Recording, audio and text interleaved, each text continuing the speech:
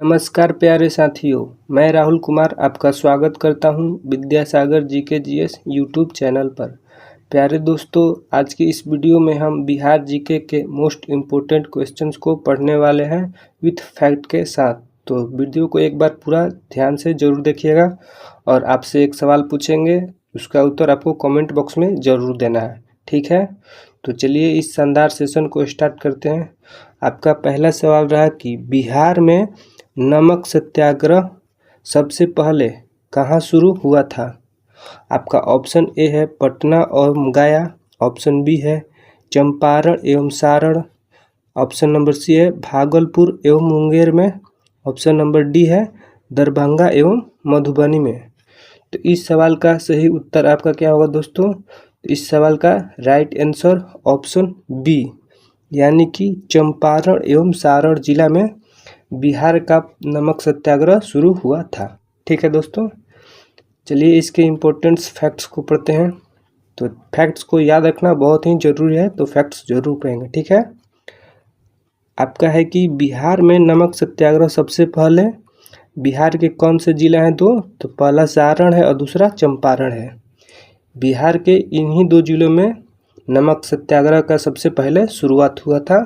तो पहला सारण जिला और दूसरा चंपारण जिला, ठीक है। नेक्स्ट है कि महात्मा गांधी द्वारा चलाए गए सविनय अवज्ञा आंदोलन के तहत बिहार में इसकी शुरुआत कब हुई थी? तो 6 अप्रैल 1930 ईस्वी को 6 अप्रैल 1930 ईस्वी को बिहार में नमक सत्याग्रह की शुरुआत हुई थी, ठीक है। इतनी बात आपको क्लियर है? तो बोलिएगा जी भैया। चलिए नेक्स्ट है कि चंपारण में, मतलब इस चंपारण में इस आंदोलन के नेतृत्व किसने किया था? तो बिपिन बिहारी शर्मा ने बिहार के चंपारण में बिपिन बिहारी शर्मा ने इस आंदोलन का नेतृत्व किया था। किसका? तो नमक सत्याग्रह का नेतृत्व चंपारण में बिपिन बिहारी शर्मा ने नेतृत्व किया था, ठीक है। इतना बात क्लियर है? तो बोलिएगा क्लियर है। चलिए नेक्स्ट सवाल को देखते हैं। अगला सवाल क्या है कि बिहार दिवस कब मनाया जाता है? ऑप्शन ए है 20 मार्च, ऑप्शन बी है 21 मार्च, ऑप्शन सी है 22 मार्च और ऑप्शन डी है 14 जनवरी। तो ये इसका उत्तर आप सभी को पता होगा कि बिहार दिवस कब मनाया जाता है दोस्तों। तो ऑप्शन सी, यानी 22 मार्च को बिहार दिवस मनाया जाता है, ठीक है दोस्तों। इस इमेज में देखिए कि बिहार दिवस 2026 की थीम क्या है, मोस्ट इम्पोर्टेंट है। तो थीम है उन्नत बिहार और उज्जवल बिहार, ठीक है दोस्तों। 2026 की थीम क्या है दोस्तों? उन्नत बिहार एवं उज्जवल बिहार 2026 की थीम है, ठीक है दोस्तों। चलिए नेक्स्ट है, इसके फैक्ट्स को पढ़ते हैं। इसके फैक्ट्स है कि बिहार दिवस हर साल 22 मार्च को मनाया जाता है, ठीक है। बिहार दिवस कब मनाया जाता है हर साल? तो 22 मार्च को, ठीक है दोस्तों। इस दिन 22 मार्च 1912 ईस्वी को बिहार, मतलब बंगाल से बिहार को क्या किया गया था? अलग किया गया था, ठीक है दोस्तों। इसी दिन 22 मार्च को बंगाल से बिहार को अलग किया गया था और बिहार का एक नया राज्य का गठन किया गया था, ठीक है। और अगला है कि इस बार बिहार में 114वां स्थापना दिवस मनाया जा रहा है, ठीक है दोस्तों। 2026 में बिहार दिवस कितना मनाया? तो 114वां स्थापना दिवस मनाया जा रहा है, ठीक है। मनाया गया था नीतीश कुमार के द्वारा, ठीक है। चलिए, और अगला है कि यह दिवस आधिकारिक तौर पर 22 मार्च 2010 से मनाया जाना शुरू हुआ था। और यह बिहार दिवस कब से शुरू हो गया था? तो 22 मार्च 2010 से यह त्यौहार मनाया जा रहा है बिहार में, ठीक है। जब राज्य सरकार ने नीतीश कुमार के कार्यकाल में इसे बड़े पैमाने पर आयोजित करने की शुरुआत की गई थी, यानी कि नीतीश सरकार के समय ही 22 मार्च 2010 से मनाया जा रहा है बिहार दिवस, ठीक है। चलिए नेक्स्ट सवाल को देखते हैं। अगला सवाल क्या है? अगर वीडियो अच्छा लग रहा है तो वीडियो को एक लाइक और चैनल को सब्सक्राइब जरूर कर लीजिएगा और अपने एक प्यारे से शानदार दोस्त के पास शेयर जरूर कर दीजिएगा, ठीक है। चलिए नेक्स्ट सवाल को देखते हैं। अगला सवाल क्या है? बिहार प्रांतीय किसान सभा का गठन किसने किया था? ऑप्शन ए है बिहार प्रांतीय किसान सभा का गठन किसने किया था? तो आपका ऑप्शन ए है राम मनोहर लोहिया, ऑप्शन बी है स्वामी सहजानंद सरस्वती, ऑप्शन सी है सरदार पटेल, ऑप्शन डी है राजकुमार शुक्ला। ठीक है, इस सवाल का राइट आंसर ऑप्शन बी यानी कि क्या होगा, स्वामी सहजानंद सरस्वती ने बिहार प्रांतीय किसान सभा का गठन किया था। ठीक है दोस्तों, तो बिहार प्रांतीय किसान सभा का गठन कब हुआ था? तो 1929 ईस्वी में। ठीक है, चलिए नेक्स्ट सवाल को देखते हैं, इसके फैक्ट्स को पढ़ते हैं। तो चलिए आइए, बिहार प्रांतीय किसान सभा का गठन 1929 ईस्वी में स्वामी सहजानंद सरस्वती ने किया था। ठीक है, इसकी स्थापना सोनपुर यानी हरियर क्षेत्र जो बोला जाता है, बिहार के हरियर क्षेत्र है, उसके दौरान किसानों पर जमींदारों के अत्याचार और उनके अधिकारों के हनन के खिलाफ आवाज़ उठाने के लिए की गई थी। यानी कि जो वहाँ सोनपुर के हरियर क्षेत्र है, उसके जो जमींदार लोग थे, वहाँ के बड़े लोग किसानों पर क्या करते थे? अत्याचार करते थे और उन पर बहुत सारा सामाजिक जो होता है बुराई, उसके खिलाफ वो उनको किसानों को प्रताड़ित करते थे, किसान गरीब मजदूरों को। ठीक है, तो उसी के लिए बिहार प्रांतीय किसान सभा का गठन वर्ष 1929 ईस्वी में स्वामी सहजानंद सरस्वती के द्वारा कहाँ? तो हरियर क्षेत्र यानी सोनपुर मेला के आसपास किया गया था। ठीक है, कब किया गया था? तो 1929 ईस्वी में। ठीक है, चलिए नेक्स्ट सवाल को देखते हैं। अगला सवाल क्या है? अगला सवाल है कि भारतीय स्वतंत्रता संग्राम में बिहार की सक्रिय क्रांतिकारी कौन थे? तो बताइए। ऑप्शन ए है उपेंद्र नारायण झा, ऑप्शन बी है अर्जुन सिंह, ऑप्शन सी है श्याम सिंह और ऑप्शन डी है अमित सिंह। तो बताइए इसका सही उत्तर क्या होगा दोस्तों? तो इस सवाल का राइट आंसर ऑप्शन ए यानी कि उपेंद्र नारायण झा होगा। ठीक है दोस्तों, उपेंद्र नारायण क्या होगा? झा होगा। ठीक है, क्या होगा? उपेंद्र नारायण झा इसका सही उत्तर होगा। चलिए इसके फैक्ट्स को पढ़ लेते हैं। इसके फैक्ट्स हैं कि बिहार में जो भारतीय स्वतंत्रता संग्राम 1857 की क्रांति शुरुआत हुई थी, उस समय बिहार के सक्रिय नेता कौन कौन थे? तो पहला है वीर कुंवर सिंह, जो 1857 की क्रांति स्वतंत्रता संग्राम के क्रांतिकारी थे और इनकी आयु उस समय 80 वर्ष की थी। ठीक है, नेक्स्ट पर्सन है खुदीराम बोस, यानी मुजफ्फरपुर बम कांड 1908 ईस्वी में इसके मुख्य नायक थे। ठीक है दोस्तों, इनको फांसी दे दिया गया था ब्रिटिश सरकार के द्वारा।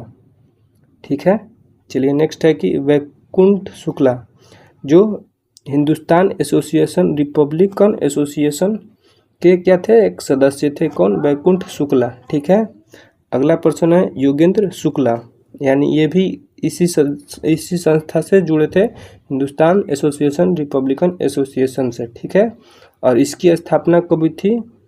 HSRA की स्थापना कब हुई थी दोस्तों? तो सितंबर 1928 ईस्वी में दिल्ली में हुआ था इसकी स्थापना, फिरोज शाह कोटला के पास।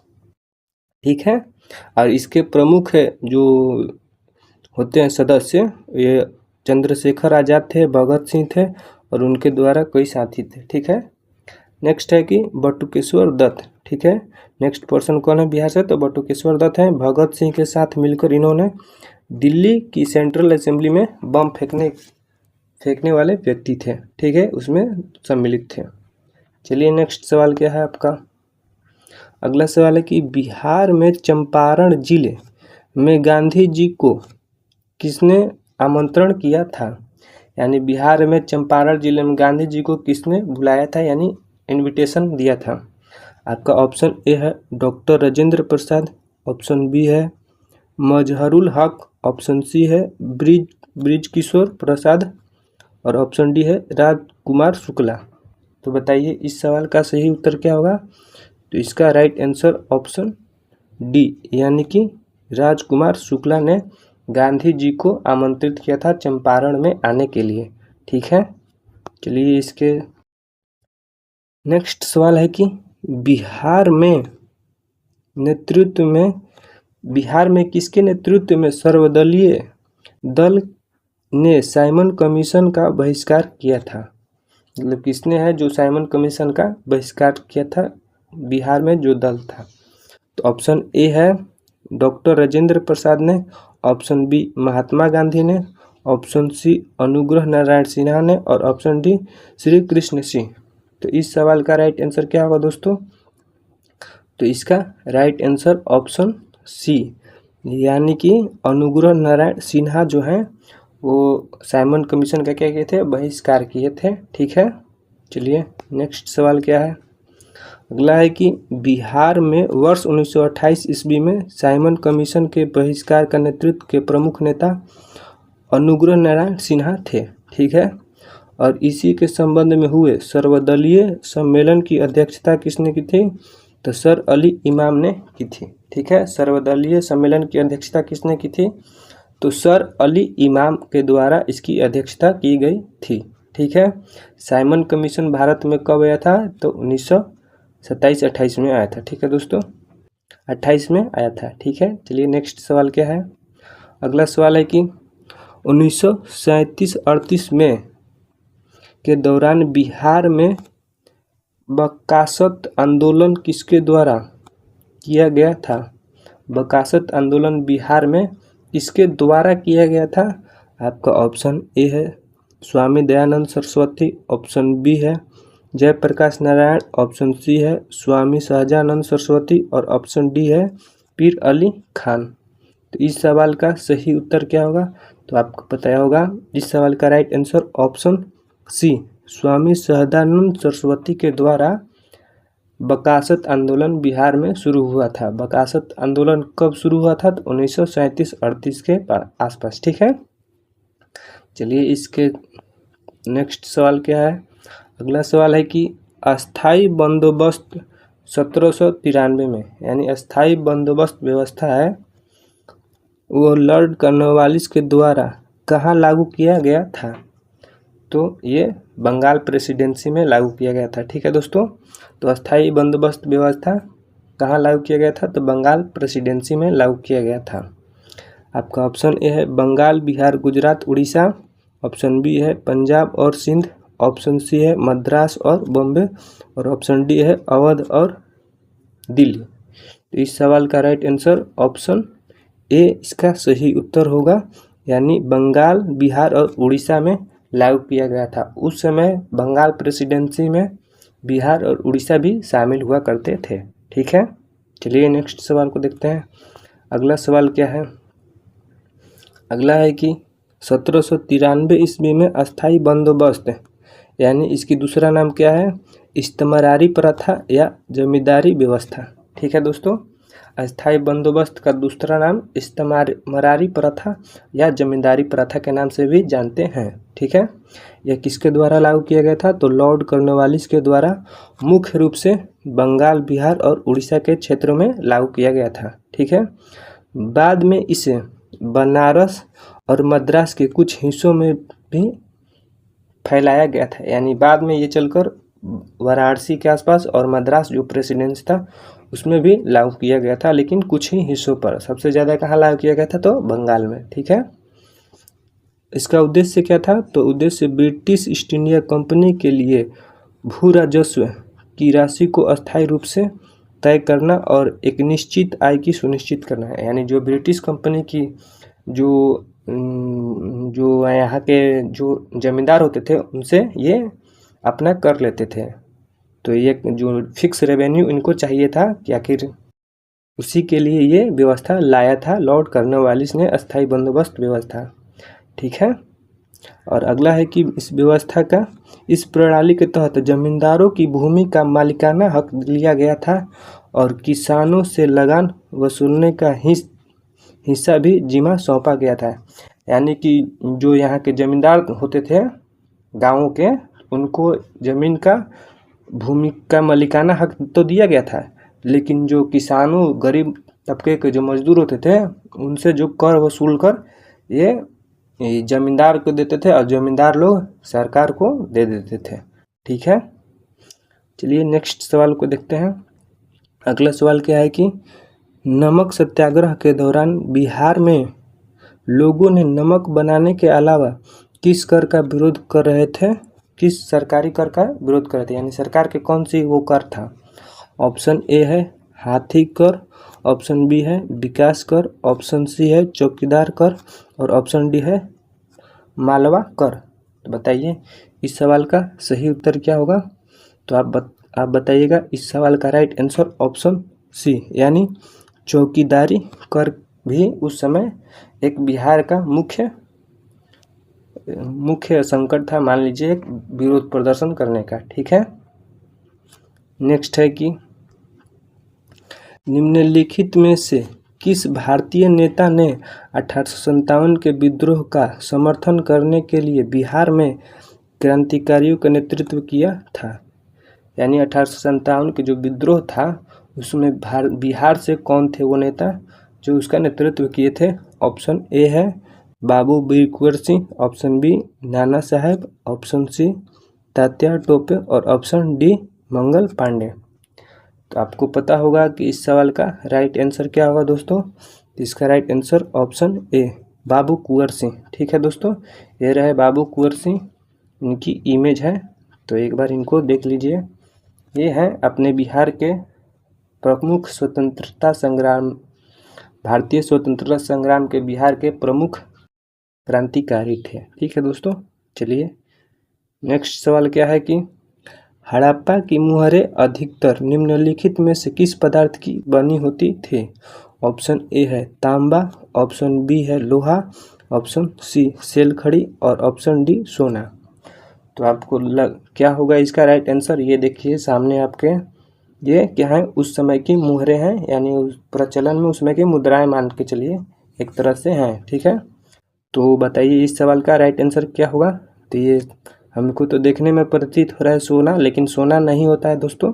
इसका राइट आंसर क्या है, ऑप्शन सी इसका राइट आंसर होगा, यानी पहले की ये सेल खड़ी है। ठीक है दोस्तों, पहले की जो हड़प्पा सभ्यता की मुहरा है जो सेल खड़ी के बनी होती थी।